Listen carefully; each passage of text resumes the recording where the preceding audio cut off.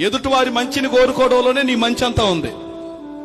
ఎదుటివారి క్షేమం కోరుకోవడంలోనే నీ క్షేమం అంతా ఉంది. నిన్ను నాలుగు మాటలు ఆమెకి నీకు ఆయనకి నీకు పడకుండా నాలుగు మాటలు వాగ్యం జరగగానే ఎక్కడికి పోతావు, రేపు నువ్వు చేత అయినట్టు వచ్చిందే వార్త అన్నావు అనుకో, నీ ఇంట్లో మొదలైద్ది. ఏది విత్తుతామో అదే కోస్తాం. నేను మీకు తల్లకిందులుగా తపస్సు చేయమని చెప్పను. ఈ రోజు ఒకటే చెప్తాను, మీకు మంచి జరగాలంటే ఎదుటివారి మంచిని కోరుకోండి. మీరంతే. మీకు క్షేమం కలగాలంటే ఎదుటివారు క్షేమంగా ఉండాలని కోరుకోండి.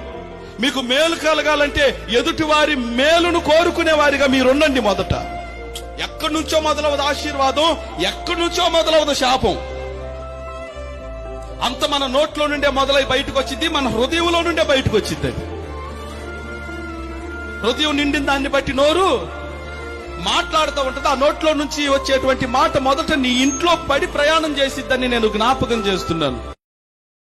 Download ShareChat.